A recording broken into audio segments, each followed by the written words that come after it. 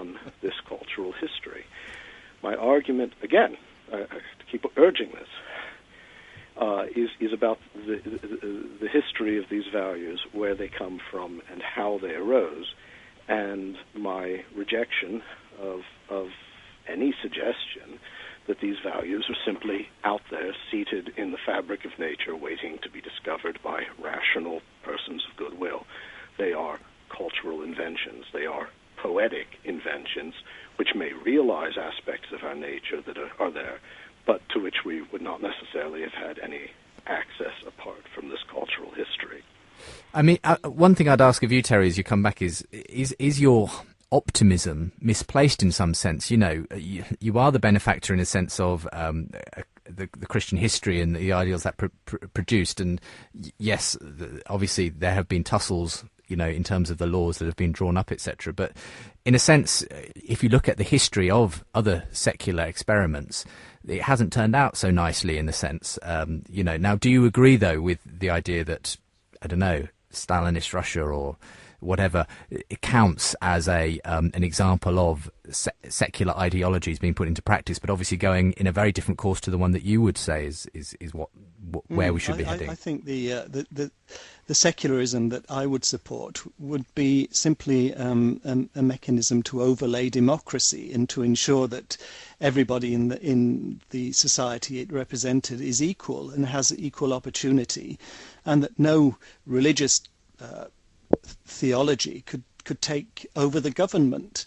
But that's not a deduction of a kind of materialist rationalism, is it? It's very much come from a view that all human beings are of equal worth and of equal dignity. Absolutely. But how do you get to that from, you know, isn't Christianity essentially, that's where that belief came from in the first place? Not in the least. If you look at the theocracies that have existed, that they are innately unequal. And in Britain itself, which was theocratic in nature for part of its history. Could you clarify for me, which Christian theocracies are you referring to? I'm referring to this country and its history. It's had a theocratic nature and a monarchical nature, which has been extremely unjust to many people who are living here. The Jews in this country have been persecuted mercilessly throughout history by Christians. So, you know, the idea that Christianity produces equality and that every person is valued equally is nonsensical. We need to protect ourselves and other people from the rampages of any religion which seeks temporal power. And I think that is what secularism is really about. And you see it in operation in America and in France and in Turkey. It's not perfect by any means, but it has saved America, for instance, from religious warfare, the religious warfare that it absolutely infested Europe throughout the centuries. In America, you just haven't had that kind of warfare. Let's just, David. I didn't. I was laughing not at what he was saying. I was laughing at my son, who was waving something at me from the door. So if that sounded like, look. Again, I grant that also Terry hasn't read my book, so he's not quite clear on my position. So I certainly don't want temporal power to be within the reach of faith for the simple. But that doesn't mean that I concede the justice, the legitimacy of secular power either. I mean, I think that I'm going to hang fire on that and say that the historical record of secularism as a social and political project has been pretty abysmal and has had its good side. And at the moment, you are living in a society, as I say, that's enjoying an island of historical calm in the course of history. And with any luck, that will continue to be the case. What about Terry's contention that Christianity hasn't in practice, even if it has espoused this principle of the equal worth and dignity of human beings, that hasn't been how it's operated in theocratic societies down the ages? Well, first of all, I'm going to make a bold guess here and say that his knowledge of the history of Christian civilization is a bit narrow. Yes, it's true. It's also false. I mean, I can point to many hundreds, actually thousands of instances in the development of legal and social structures that were a vast improvement on what had come before, and specifically, explicitly, on the grounds of Christian values.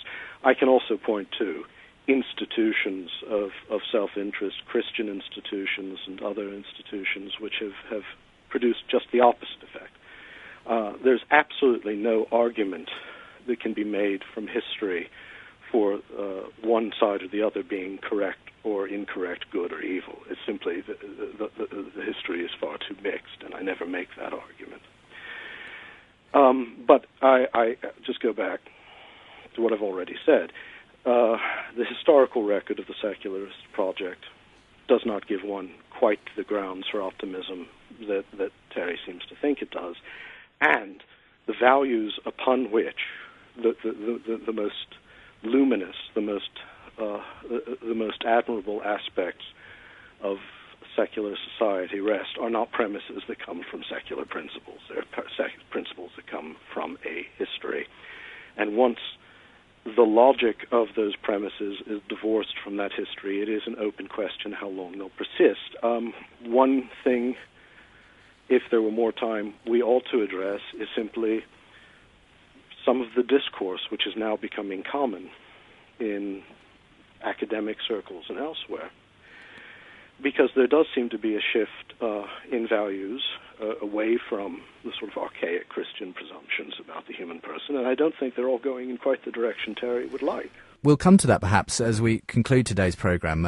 We're just going to take a quick break and then we'll have a sort of final summing up from both our guests. You're listening to Unbelievable, the programme that gets Christians and non-Christians talking, and looking at David Bentley Hart's book, Atheist Delusions, which recently won the Michael Ramsey Prize for Theological Writing. David on the phone, you were just hearing there. Terry Sanderson joining me from the National Secular Society to discuss this question we've been looking at today.